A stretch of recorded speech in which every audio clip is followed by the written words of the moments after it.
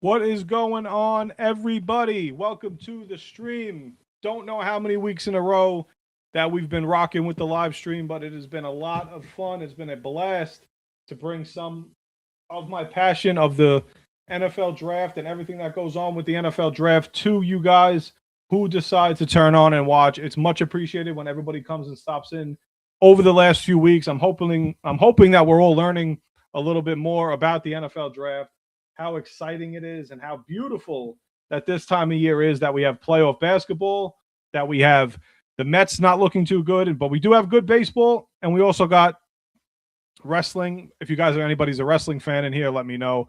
WrestleMania was over the last couple of days. If you guys would want to discuss that, I'm perfectly fine with that. I do have a little 10 pick mock draft coming up, but I want to get it done quickly because I'd like to also get into a preview of the New York Knicks in game 2 tonight, which is going to be a lot of fun at Madison Square Garden. Cannot wait to watch that. Hopefully the Knicks can go up 2-0 and not have to worry about a team like this. You do not want to let the Hawks get back into the series by letting them win a game here at the Garden. That would be an absolute travesty. We cannot have that happen. So I'm going to let people pile in for a couple minutes, and then we'll get into the mock really quickly. Just want to do one because I want to get one done consistently up until draft day, which is Thursday. We had an absolute huge blockbuster trade this past 24 hours with Dexter Lawrence being traded over to the Cincinnati Bengals, and the Giants were able to acquire the 10th overall pick, which I was completely shocked at. I couldn't believe that the Giants were able to get something like that high, although I shouldn't be that shocked because Dex is an absolute beast when he's at his best. That's the biggest key. If Dexter Lawrence is at his best and he's not moping around and he's not begging for more money, begging for the team to rip up his contract for the second time, that's the Dexter Lawrence that the Bengals traded for. So hopefully the Giants get good compensation when they take that player at 10. Who are they going to take at pick number 10? That's the question that everybody has on their mind. Paulie, what's going on, man? Thanks for stopping in. Who are the Giants going to take at pick number 10? Because they also got pick number 5, which is crazy that the Giants have 2 top 10 picks. They also had 2 top 10 picks 4 years ago when they drafted Kayvon Thibodeau and Evan Neal. Not going to remember that too much.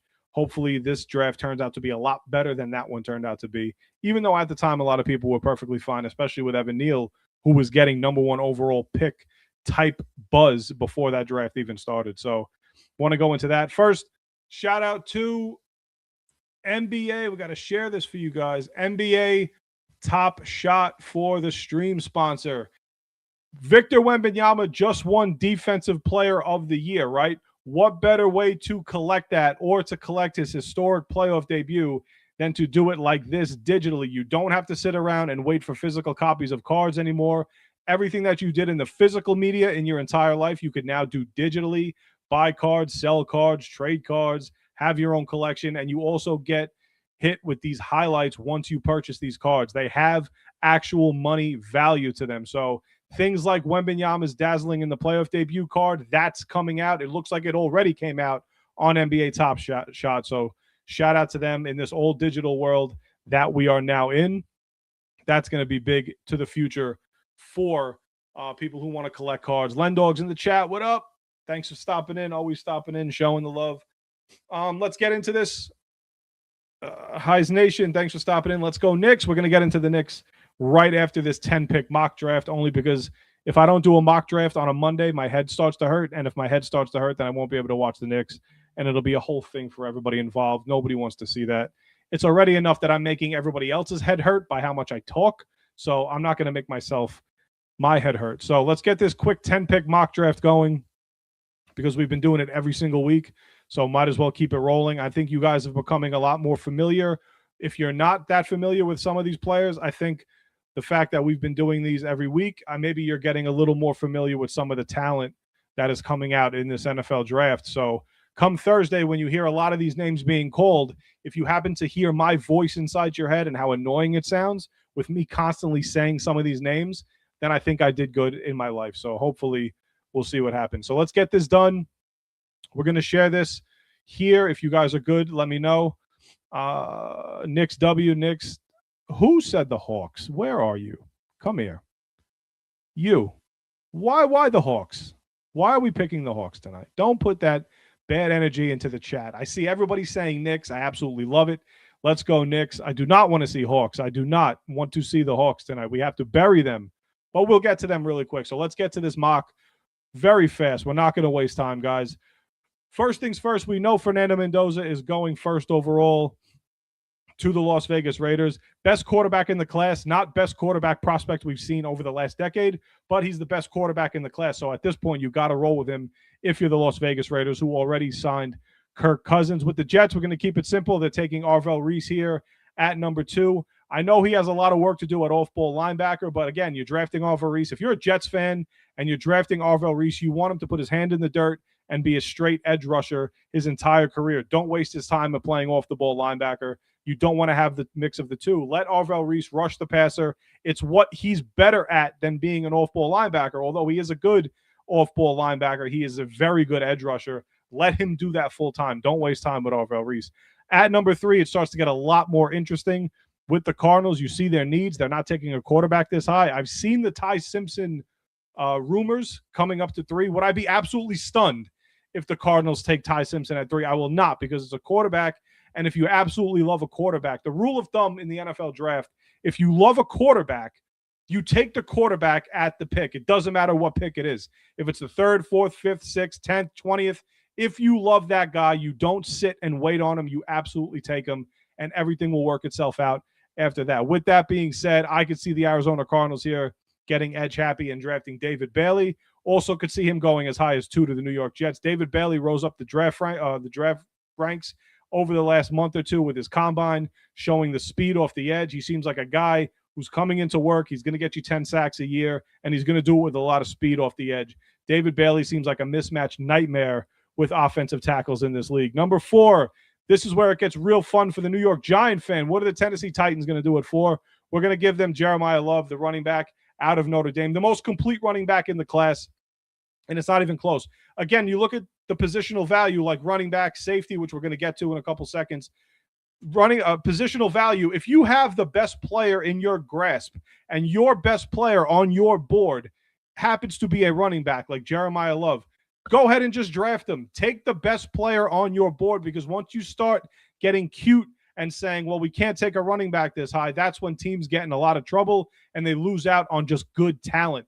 Continue to just add good talent to your roster, especially when you're drafting as high as 4, like the Titans, 5, like the Giants, 3, like the Jets and the Cardinals and the rest. Get the best player on your board. Don't waste time fiddle-faddling with everybody. Just get the player in your building and work with the talent that you have.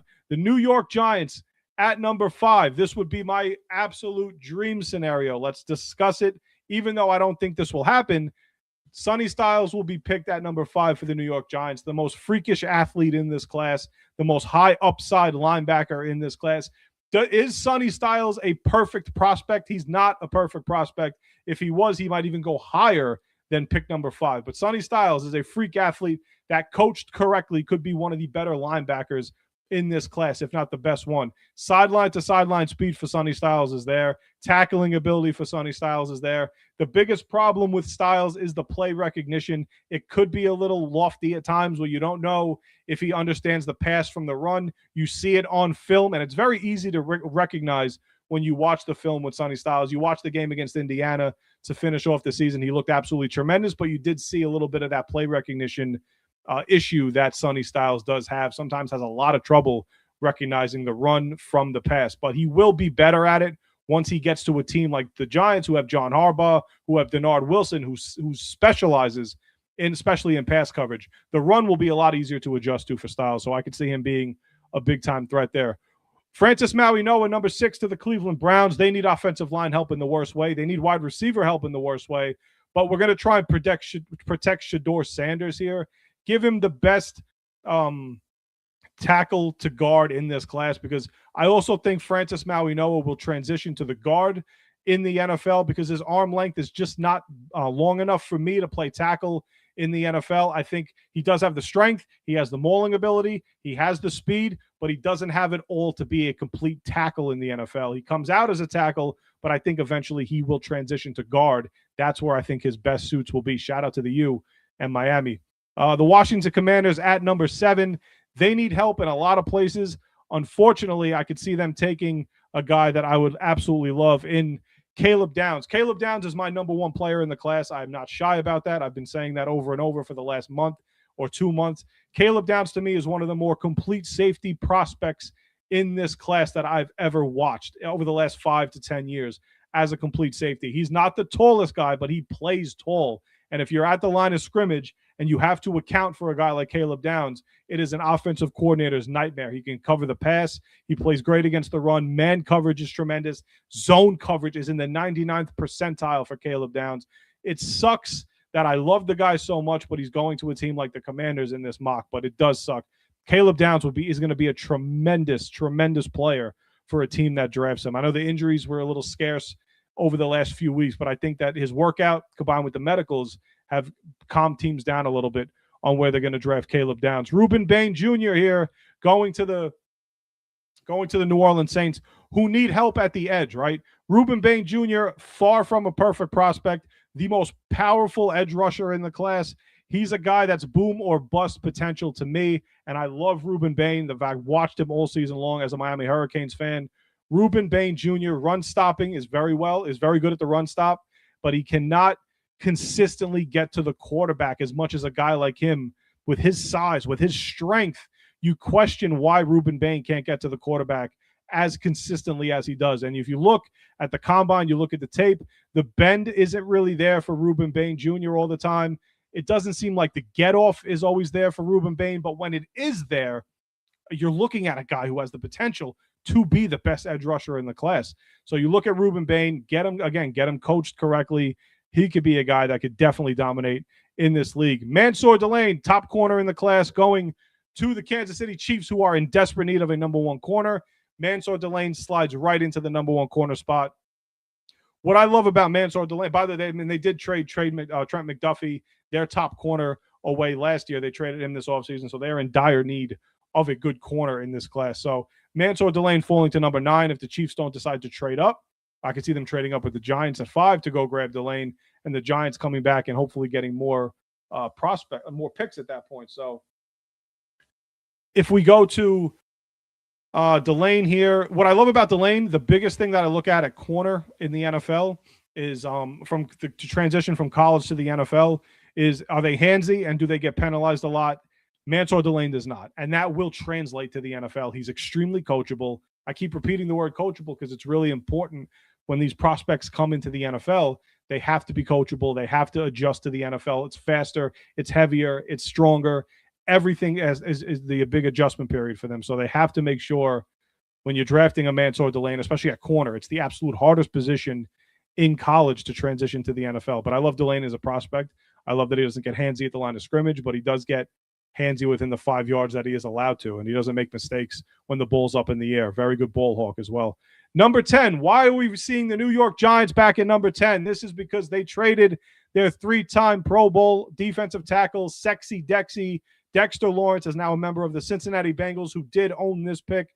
They traded it straight up in a straight swap for the number 10 overall pick. And the Giants here getting a top 10 pick for Dexter Lawrence, who completely checked out and quit on this team last year. And it's no secret that he did it. He was called out by a lot of the former Giant greats like Carl Banks and a lot of players that saw him on a lot of film watchers like me, people who watch the film and see that he didn't put the effort in last year. It was absolutely hard to watch a guy with that immense amount of talent not be able to perform like he had over the for the first 5 years of his career.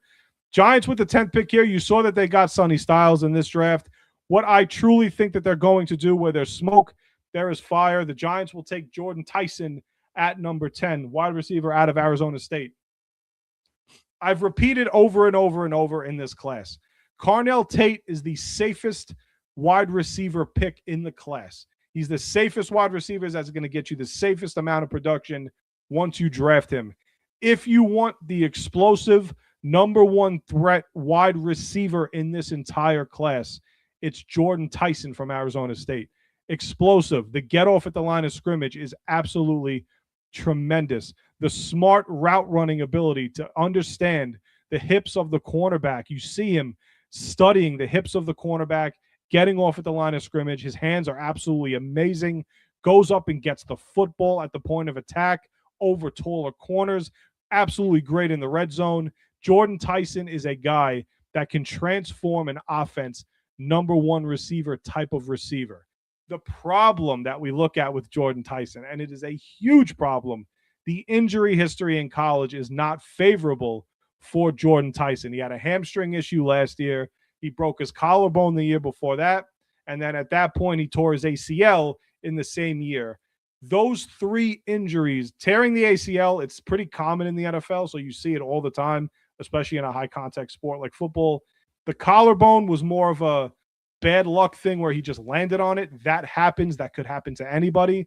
The hamstring stuff is a little more scary to me than the other two injuries, because I look at an ACL and I look at a collarbone and I kind of see it so much in the NFL. The hamstring is what worries me more than anything. So hopefully if Jordan Tyson is healthy, he's clearly the wide receiver one in this class, in my opinion. If the Giants can come out with a high-impact guy on defense and offense, excuse me. If the Giants can come out with both sides of the ball covered on offense and defense in this class in the top 10 picks, I would absolutely love that. So that's where we stand with the mock. Giants do have top 10 picks. I'm stoked about that. Coming back in, we're going to finish off. Excuse me. Going to finish off with the New York Knicks. Switching hats here. Boom. Going to finish off these last 11 to 12 minutes on our New York Knicks. Let me get to the chat really quick. Hawks will get one back tonight. Why are we doing this to me right now? Why are we doing this to me? The Hawks will not get one back tonight. The Knicks are winning tonight by 10-plus points. Catherine says the Knicks rule. John says Hawks grab home court advantage. Yeah, if they win tonight, the Hawks will have home court advantage now. That is a little scary. Muffin Man says Reese is also a perfect pick if you want a top 3 pick again next year. Yeah, well, that's usually where the Jets are going to end up, it seems like. Len Dog says Hawks get the F out. Yeah, I agree. What are we doing with the Hawks? We got to stop doing that. I hope the Cardinals. Gray says, I hope the Cardinals trade down in the draft. I mean, this is, if you're going to trade down in any draft, this would be the one to do it. You just get more picks back, even if you want to get more picks for next year. When 2027 is already going to be a more talented class, especially at the skill positions. I think the Commanders will draft a wide receiver. They could use one. I don't think Debo's a long-term option for them. And you never know what's going on with Terry McLaurin as well. Getting into the New York Knicks. Our New York Knicks play tonight. Knicks are up 1-0 in the series as they had a very commanding win against the Atlanta Hawks in Game 1 on Saturday night.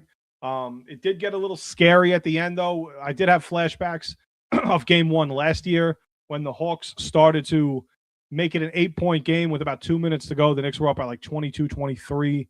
2 minutes before that, Hawks went on a big run. You started thinking about that Pacers game in Game 1.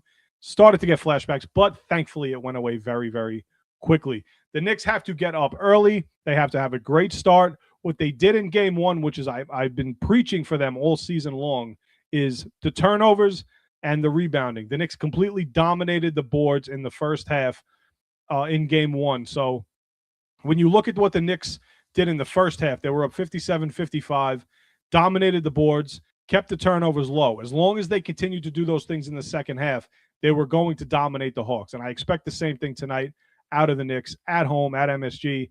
Cat, the way he played in the second half is the version of Karl Anthony Towns that the team is going to need in order to win a championship. It's bigger than the Hawks.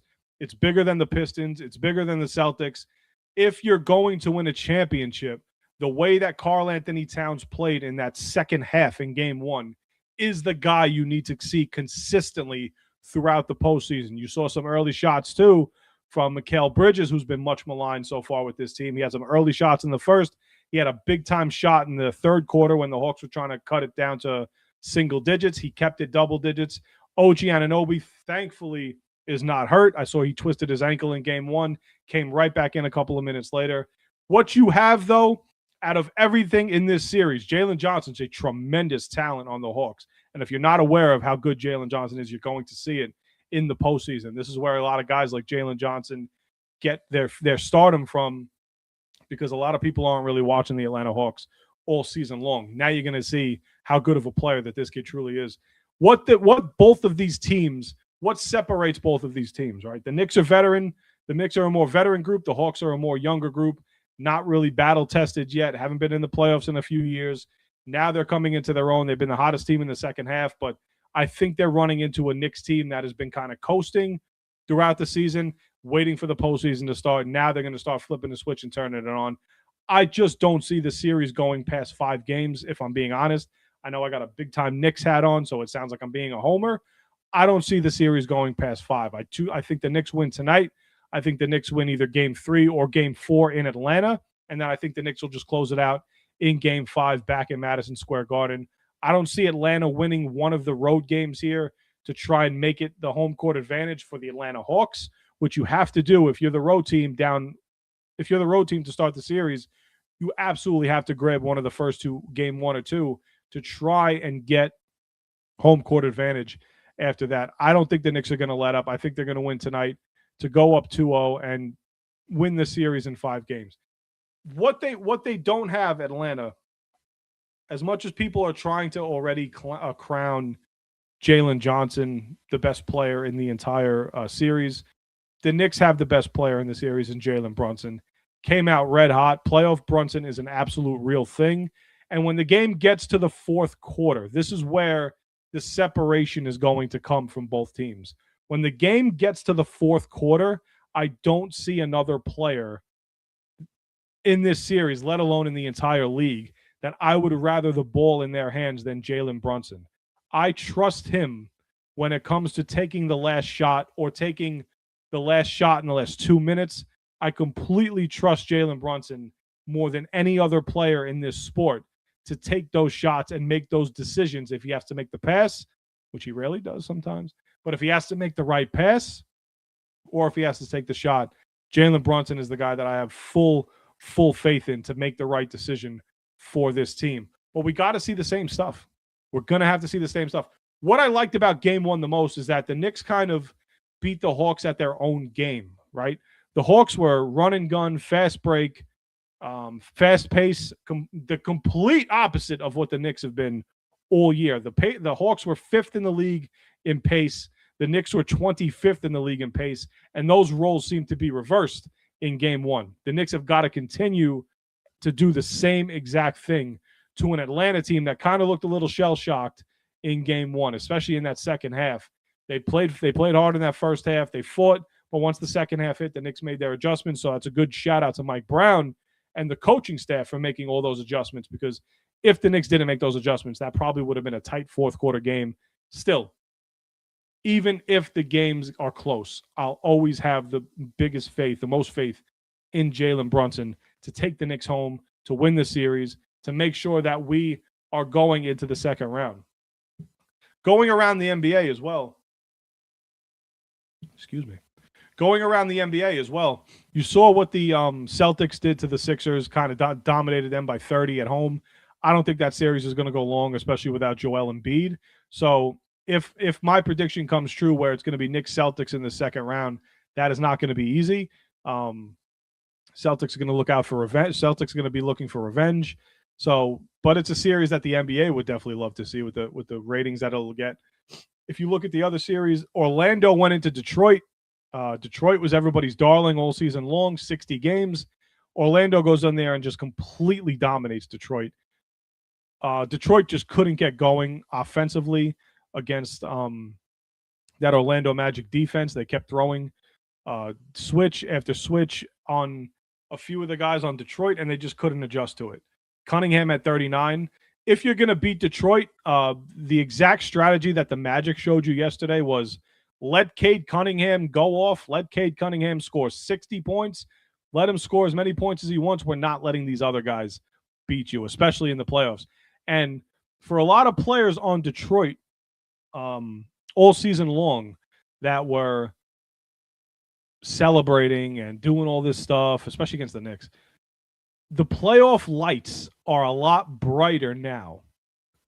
So when the postseason starts, the lights get brighter, the pressure becomes harder, the every pass that you make, every dribble that you make, every turnover that you have, every bucket you get, everything is everything means so much more now than it did in game 50 against the Nets. It's easy to score 25 points against the Nets in January. But when the playoffs start and you got a team like the Magic who are hungry, who are well coached, who are ready to go in this postseason, they're not scared of anybody, especially a team like Detroit. So them winning game one was completely shocking into Detroit's nervous system. So if they're going to adjust after getting punched in the mouth, they're going to have to adjust very quickly now. Because once you fall down 1-0 to the team, to the road team, now you have to readjust because you officially lost home court advantage. So, I mean, the other series with Cleveland, I don't think that's going to be a close series either. I really don't.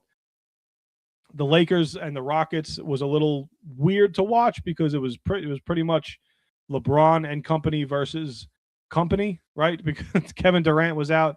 Sengun still played, but with Durant being out in game one, it's kind of like they're just holding off because they know they're going to beat the Lakers probably in 7 games. I don't think that series is going to be as exciting as a lot of people think because all the stars are pretty much out with Luka and Reeves and all these other players and LeBron being 41 years old. And I don't think it has the same juice it has anymore. I was more excited for the LeBron-Durant matchup for probably the last time. And I think that Nuggets-Timberwolves series is going to be probably the best series of the first round. That's going to be that's a slept on. Those are two. The Nuggets and the Timberwolves are 2 slept-on teams to come out of the Western Conference. The Nuggets more than the Timberwolves because the Nuggets have the championship pedigree. They've given the Spurs fits. They've given the Thunder fits. They know how to beat both of those teams. So I think people counting out the Nuggets, it's a little too early to count the Nuggets out, especially when you have the best player in the entire league in Jokic, in my opinion. I don't think the Nuggets could be counted out. The Spurs pretty much handled the Blazers last night. Wembanyama winning Defensive Player of the Year. That was pretty fun to see. The Thunder are going to handle their first round matchup probably within 4 games. I'd be very shocked if they lose one of those games. But the Thunder will sweep. And we come down to the Knicks again. We'll come back to the New York Knicks as we end the stream. The Knicks cannot play with their food in this series. They have to take care of the Hawks within 5 games because the more games you allow a team to stick around in the playoffs, the harder it becomes to eliminate them. When you let them start to believe, it becomes harder and harder and harder. You have to take their will. You have to dominate from the opening tip. And I know the Knicks, when I say that, the Knicks have struggled a lot with slow starts. So start fast. Jalen Brunson got him off to a red-hot start with 19 in the first quarter in game 1. He doesn't have to do that again. I would love that, but somebody else step up. Cat, get your buckets early. Mikal, get your buckets early. OG, maybe Josh Hart gets his buckets. We got to stay hot in the first quarter. We cannot let a team believe, especially at home at MSG. You cannot lose any of these games at home. So the New York Knicks, I will predict, will win this series in 5. Thank you guys so much for watching the stream, the mock draft, the Knicks preview for tonight. A little bit, we went around the NBA just a little bit. Thank you guys so much for watching. Every Monday, I'll be back on the live to do more mock drafts. Actually, no more. This is the last mock draft until, this is it.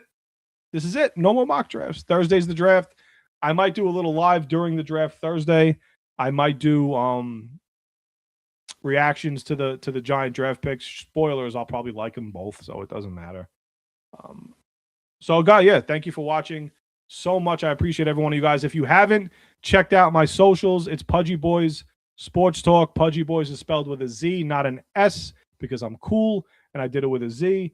So, Pudgy Boys Sports Talk on Instagram, TikTok, X or Twitter, whatever it's called now, and here on YouTube, subscribe to the channel. We are hoping to do bigger and better things as we grow as a community. So thank you guys all for stopping in. Paulie, Lendog's always in the chat. Catherine, Kirk, Muffin Man, everybody that stops in, thank you guys so much. And I can't wait to catch you guys on the next one. Let's go, Knicks.